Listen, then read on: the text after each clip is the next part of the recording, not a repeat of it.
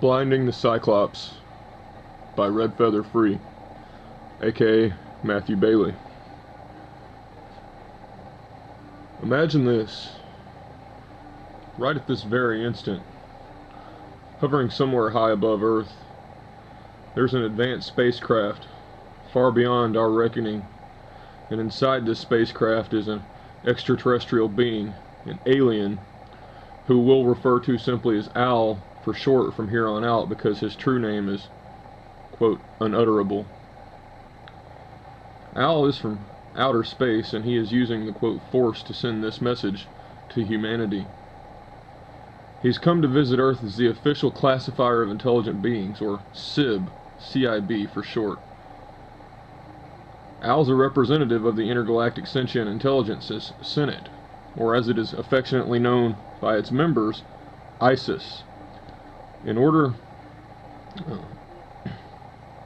for Al to send this message to humanity, he's chosen to speak or be channeled through one autonomous person who is somewhat more in tune with the Force than the other regular people on Earth to convey his experiences and observations, so that humanity will be given a sort of key to overcome its current struggles.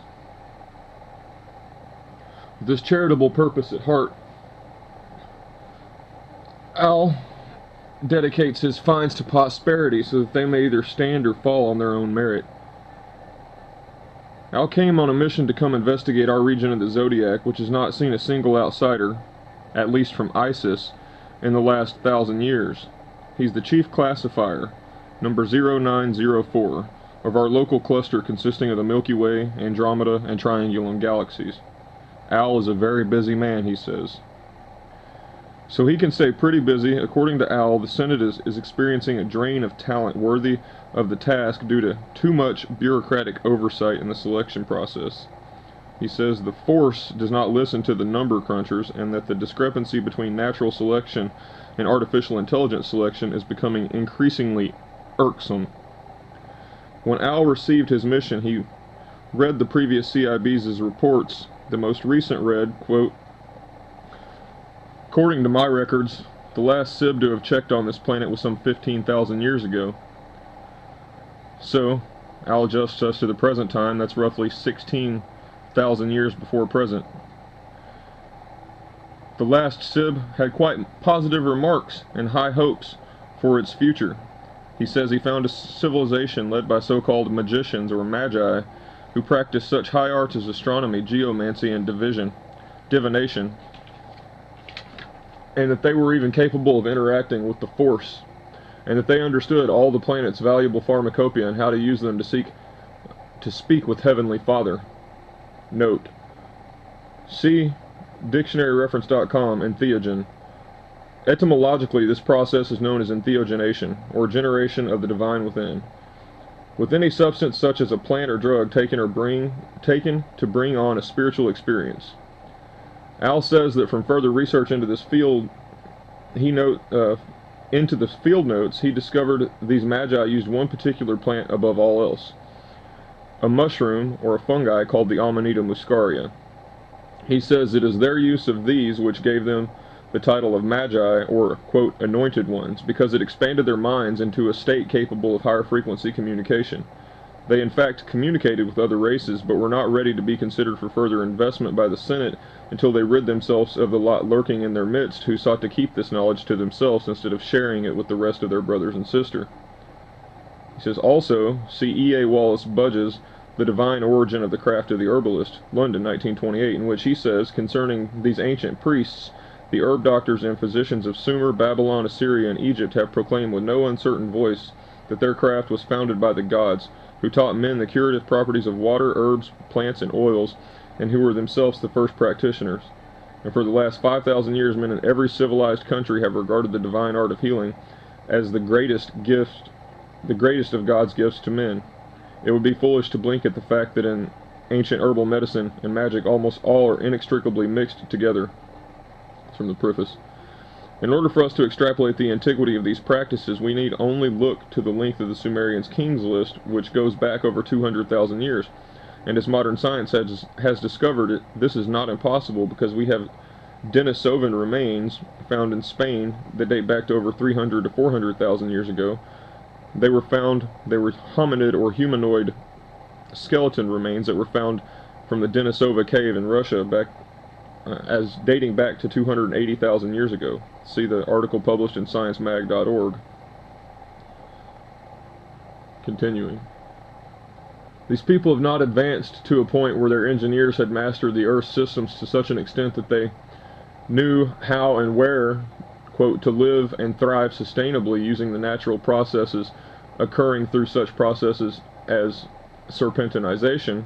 See the note on Serpent Anization. It says, according to the University of Oregon, Serpent Anization is a process whereby rock, usually ultramafic rock, is changed with the addition of water into the crystal structure of the minerals found within the rock. A common example is the serpentinization of peridotite or dunite into serpentinite. The metamorphic process usually involves the addition of heat and pressure. A rock is buried, heats up, and is squeezed, and the minerals change in an attempt to regain equilibrium with the new environment, like shale to slate or limestone to marble. In the case of peridotite to serpentinine, the process actually involves a reduction in heat and pressure. Peridotite starts out as a subcrustal upper mantle rock. If tectonic forces move it nearer to the surface, the reduction in temperature and pressure causes the minerals, usually olivine and pyroxene, to destabilize and change into the mineral serpentinite. And no, I'm not mixing up rocks and minerals. Serpentinite is a rock which is composed of the mineral serpentine and formed by a process called serpentinization, which results in far too much confusion for most of us normal mortals. Continues. Throughout the rather abrupt and dramatic climate shifts they experience due to their planet's, quote, ever so beautiful twofold orbit and its spiraling interaction between the big wheel and the little wheel of their true orbit, which they currently view incorrectly, it is really more of a progression, ever onward, ever outward, ever upward. Their little blue orb continues to dance through the cosmos with their star Helios, as the star Helios tows it behind. But also their great year around the black hole, WHOLE, spelled with W intentionally, in the navel of the Milky Way, our mother's womb, and also referred to as the Father's tomb. One revolution around the big wheel takes approximately 26,000 revolutions around the little wheel. See note.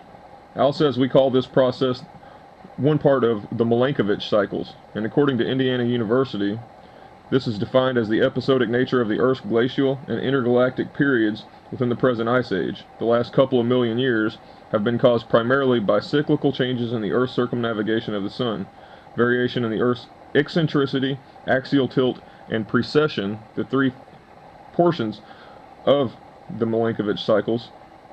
Precession being the one that has a 26,000 year cycle, and it is the great year of the zodiac. The other two, eccentricity and axial tilt, he says are responsible for the climatic shifts that we've been experiencing, as well as the precession. These comprise the three dominant cycles collectively known as the Milankovitch cycles from Milutin Milankovitch, the Serbian astronomer and mathematician who is generally credited with calculating their magnitude. Taken in unison, variations of these three cycles create alterations in the seasonality of solar radiation reaching the Earth's surface. These times of increased or decreased solar radiation directly influence the Earth's climate system, thus impacting the advance and retreat of Earth's glaciers. It is of primary importance to explain that climate change and subsequent periods of glaciation resulting from the following three variables, quote, is not due to the total amount of solar energy reaching the Earth. The three Milankovitch cycles impacted the, quote, seasonality and location of solar energy around the Earth, thus impacting contrast between the seasons, making climate change appear. We continue in the story. The little wheel refers to one revolution around their star Helios. When, maybe if, humanity unravels these mysteries, it will finally set them on a level commensurable with warranting a return and possible introduction into the Senate. So long as they don't somehow annihilate themselves first in the process, I suggest a follow-up investigation be conducted in no more than 2,000 to 3,000 orbits around its star Helios from the present. Maybe less. Their technological capabilities are expanding exponentially each day, however their social progress is degrading in spades and lagging behind where we expect it to be for a culture who possesses advanced technologies. technologies which could be used wrongly simply out of their ignorance, so we must be prepared for an intervention if necessary to prevent their becoming too dangerous. Al now read the most recent report from only 1,000 years ago. The Senate's major problem, according to Al, is that it still is, quote, crippling along under the burden of bureaucracy. So sadly, timely follow-ups are not always the norm. This second report was not upbeat and as positive as the previous CIBs had been. It read bluntly as follows. There's not much in the way of positivity to speak of. In contrast with what the previous classifier witnessed, there is not much of anything to speak of, except squalor, war, famine, pestilence, ignorance, oppression, and tyranny. This race has suffered a tremendous downfall since the last time a classifier has visited. It appears that the power avaricious have toppled the old order of the Magi, which revered the father and the mother, and supplanted it with a pope, also known as the Papa or Patriarch. The mother has been abandoned for the sole veneration of the phallic idol, immediately destroying half of their race's esoteric knowledge. In brief, they are not ready for assimilation at this time. Perhaps in another 10,000 years at their current trajectory will they reach a level suitable to justify a return trip to this region of the zodiac? Question mark. Now, after having been fully debriefed, Al took a tour around our beautiful blue miracle traveling so peacefully, apparently across the waters of the firmament, ever trailing behind her father in their journey into eternity. And he came away with one conclusion,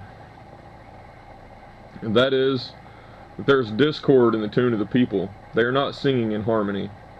When Al first arrived, he observed our habits briefly and discovered that there was something called the Internet, which is like a strange and magical crystal ball through which an observer can perceive the human condition as it really is, almost. It is through this portal he would peek into our world. He's not believed that our race is nearly ready to deal with interacting with another race of beings, if you could call them that. He is wise enough to always discern the insincere from the sincere, and also would not be influenced on an a priori bias of any of our current political or religious propaganda or agendas. Al's race has been advanced beyond speech. They interpret each other's fields of force and each other's physical mannerisms to discern what each other think, which encompasses all wisdom or knowledge. It is a higher form of communication where the individual and the whole are connected intimately with one another, but not in a way that removes autonomy or responsibility for the individual soul from the individual soul. This being laid culturally bare, so to speak, has made Al's race supreme discerners of the inner core of what someone means when they communicate something. With this being said, Al's full report read thus. Quote, I am able to delineate 3 primary constituencies among this den of chaos, with 2 main parties who appear to be competing to out-trumpet the song of their neighbors, the bards of their magnificence and glory instead of glorifying the beauty of their neighbors with the tune of compliment of their own creation. Then there is an altogether third contingent who feels torn between the 2 opposing sides and either remains silent out of hopelessness or they become psychotics. We see the definition of the psychotics, according to Merriam-Webster's online dictionary, is defined as, quote, of relating to, marked by, or affected with psychosis. And they define psychosis as, quote, fundamental derangement of the mind, as in schizophrenia, characterized by defective or lost contact with reality, especially as evidenced by delusions, hallucinations, disorganized speech, and behavior, which Al jokingly says on his planet is the textbook definition for the description of the human race under the catalog of, quote, intelligent life forms in the Milky Way. Continuing. Paranoid schizophrenics, due to the schism they see in their society, realizing the inherent truths and values in both opposing systems. The one, politics, is supposedly anchored on scientific principles, and the other, religion, is founded on spiritual faith. Both of these doctrines, in and of themselves, are not worthy of being called whole. How can science be truly scientific if it is the errand boy of politics? And how can humanity ever discover what is spirit without science helping to resolve his understanding of the truths he intuits through the Force? This third group is actually by far the largest lot of the whole as well. Proportionately, they make up about 99% of the planet's population, and in general they feel powerless in the middle of the 2 juxtaposed interests. They are blissfully ignorant of it. Or the worst lot of all, which is the gleefully participatory lot, the nihilists, as they call themselves. Nihilism is defined by Merriam-Webster's online dictionary as a viewpoint that traditional values and beliefs are unfounded and that existence is senseless and useless. A doctrine that denies any objective ground of truth, especially of moral truths. A doctrine of belief that conditions in the social organization are so bad as to make destruction desirable for its own sake, independent of any constructive program or possibility. This program of 19th century Russian party was founded under the tenets of nihilism. They used a form of terrorism and assassination to advocate revolutionary reform. Continuing, I say in reality, this paradigm is really just a type of Janus. Merriam-Webster's dictionary tells us that a Janus was a Roman god that is identified with doors, gates, and all beginnings, and that it is depicted with two opposite faces. Al says this reference should be clear, but he will elaborate just for the sake of it. In his infinite wisdom, he notes that the side pushing to secularize humanity and the side seeking to maintain the bonds of religiosity are both two faces of the same beast. And with these different faces, Janus is able to doubly consume its victims, who are constantly running from the beast's tail only to end up being eaten by its benign appearing mouth, which is waiting for its victim to be shot into its ravenous fangs that falsely appear as the beautiful pillars of light and truth. Continuing. This is meant to enslave this pitiable, downtrodden, and sadly mostly mired in atrocious ignorance lot of people born out of the confusion that is created by their multi-faced idol. The two, one, dominant and by far the smallest portions of the population control the third lot by making them powerless in between the two stark choices of secular liberal democratic fascism or Zionist religious theocratic fascism. I see a world steeped in an age-old conflict, one that has manifested itself in a myriad of different forms over the ages. The battle is over power, control, and supremacy. It is, as Hobbes astutely says in the Leviathan, it is a war of all against all. When I look through the magic crystal ball, their so-called internet, which is really their collective subconscious manifesting itself to themselves, as their grand mage of philosophy, psychology, and psychiatry, Carl Gustav Jung, would say, it is the inward manifesting the outward. I saw the entire mass of the planet's people embroiled in a seething cauldron of passions, all furiously frothing in a spasmodic and paranoiac, bubbling and cringing sort of demonic trance they call the quest for justice and the pursuit of happiness. As of right now, if I were to seek a true equivalent to their ancient Magi, it would be almost impossible to find. I do, however, say that in antiquity there was a race of man who was somewhat akin to our own race in our practices, especially our ancient traditions. This was their caste of ancient herbalists and shamans who used plants to, quote, communicate with God. They were actually far closer to being ready to interact on an open basis on the cosmic level with their galactic neighbors than any of the dominant paradigms I find prevalent, and more importantly, actually purveying their own will upon others in the world today. As the primary case study, let us examine the example of the strife between secular and religious domination for society. This conflict most clearly highlights the two dominant fighters in this battle royale. I am dismayed at how they, the politicians in the pulpits, have since only 2 visits ago, when this race still showed such potential, have come to such a point they're in now. They have since gone about systematically eradicating and suppressing almost every form of ancient truth possessed by the race of shamans and magi. A particularly horrific example took place between the last classifier's visit and my own. It was after the so-called Columbian Exchange, where the forces avaricious for power, quote, discovered, took over, and eradicated all the traces of the ancient sacred knowledge which had escaped their fires in Europe and Asia up until that point.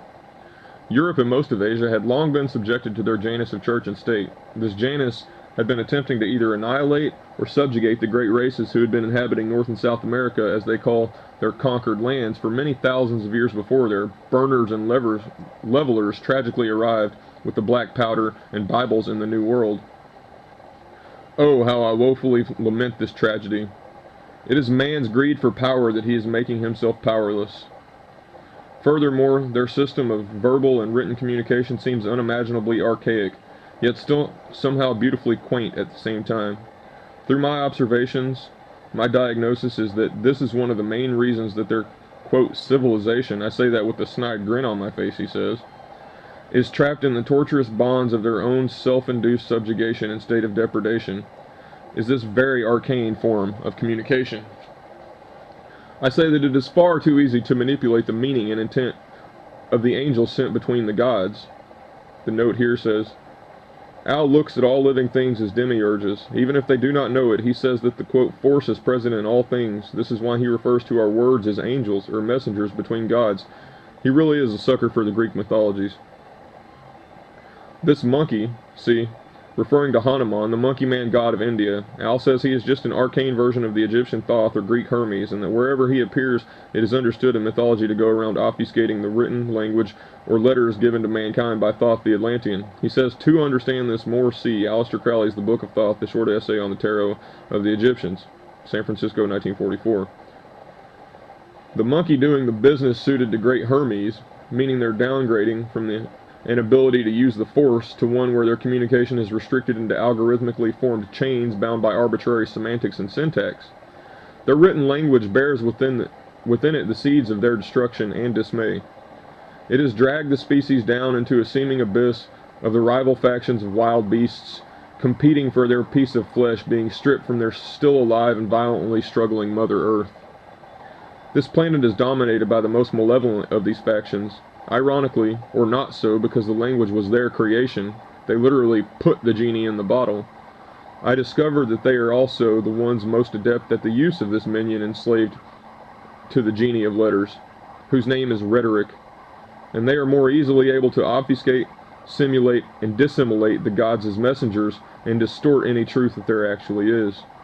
Those who can control this minion possess a powerful linguistic bludgeon, which allows them to stand above those who lack the proficiency to understand the true meaning of the word, let alone the sublime subtlety and truth which is underlying these apparently contradictory belief systems, however obfuscated they have become. Lo, I say this great statue to Poseidon. See the note. Poseidon was the Greek god of the sea. He was said to encircle the earth by Homer in the Iliad. The statue to Poseidon is Al's euphemism for humanity.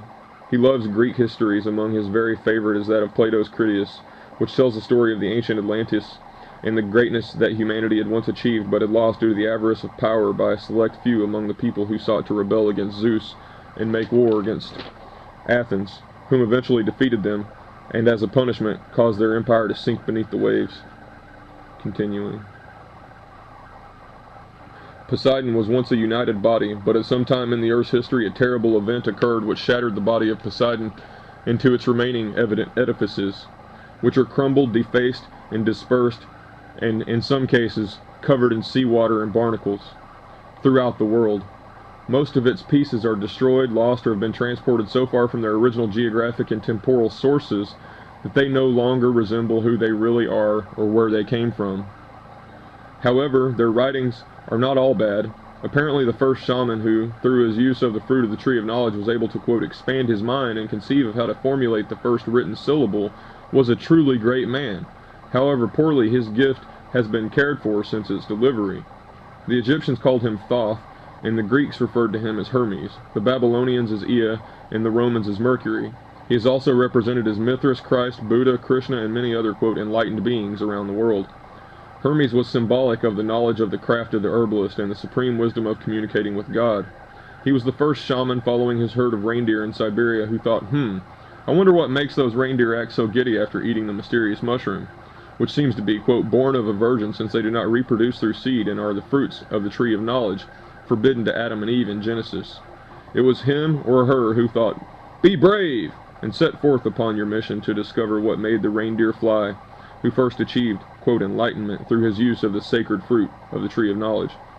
Note here, in the Bible, in Genesis, God tells Adam and Eve, you are free to eat from the tree, any tree in the garden except the tree of knowledge of good and evil. If you eat this fruit, you are sure to die. Genesis 2:16-17. This is a reference to the banning of the knowledge of the Amanita muscaria and the age-old practice of the Magi of consuming the flesh of Christ. See, the sacred mushroom and the cross, a study of the nature and origins of Christianity within the fertility cults of the ancient Near East by John M. Allegro, one of the scholars who first analyzed the Dead Sea Scrolls. In it he says, in some mysterious way, Thinkers and artisans must have been tapping into a source of wisdom no less real than the rain that fructified the ground. The heavenly penis, then, was not only the source of life-giving semen, it was the origin of knowledge. The seed of God was the Word of God, taken from the introduction.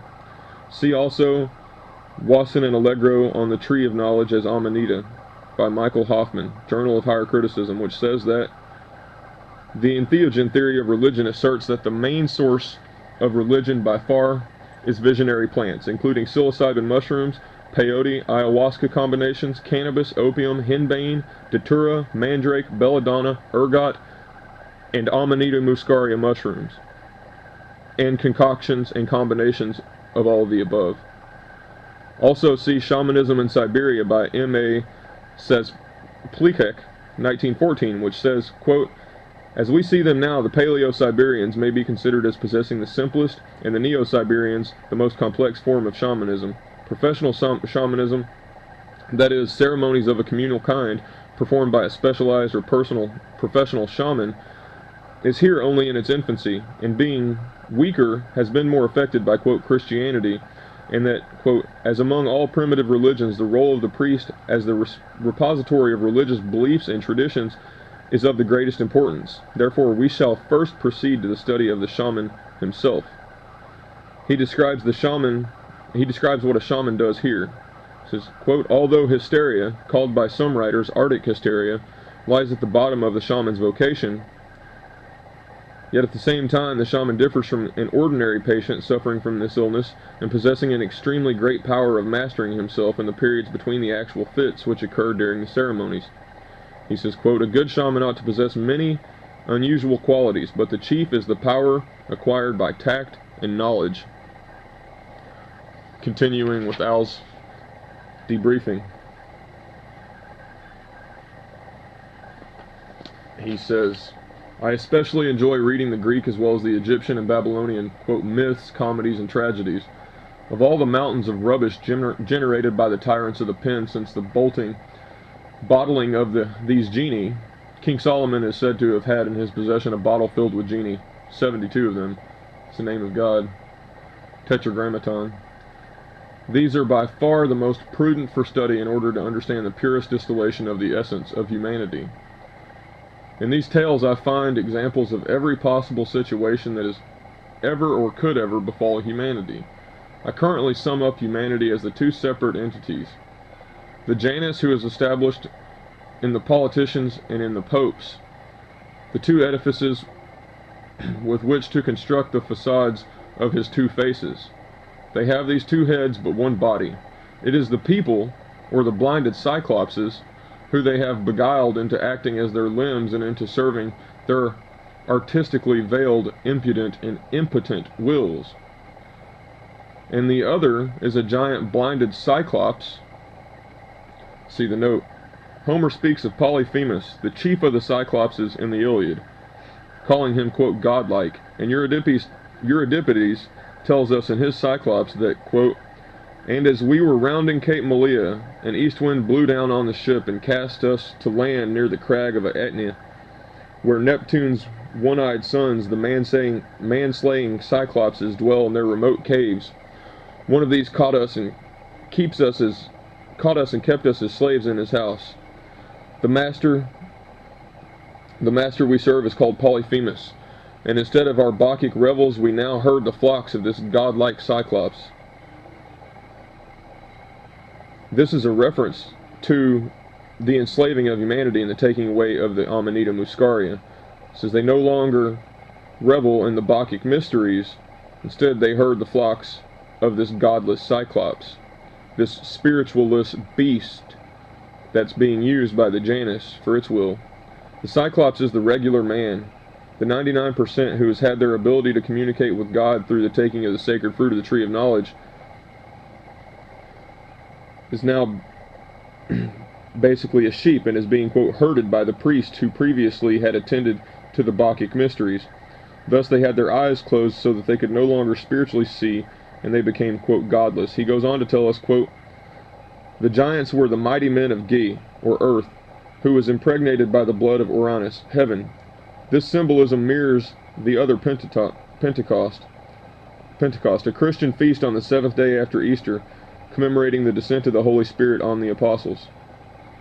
They rose against the Olympians and were defeated, and they have been the hopeless subjects of this Janus-headed tyrant ever since. Lastly, associated with this godlike Polyphemus is the tale of Homer's Odyssey, which is literally chock full of references to the use of pharmacopoeia in ancient times. We found ourselves at last in the land of the lotus eaters. These folks are harmless enough, but the plan on which they feast is insidious. 3 of my men tasted it, and all they wanted was more. They lost all desire for home. I had to force them back to the ships and tie them down while we made our getaway. See Book 9 of the Odyssey. And in the same book we are told the story of the encounter with the Cyclops Polyphemus, in which Al claims is the story of the Amanita ritual.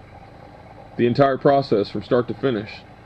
The Polyphemus, the Cyclops, represents humanity being enslaved by the Argonauts being trapped and bound in his cave.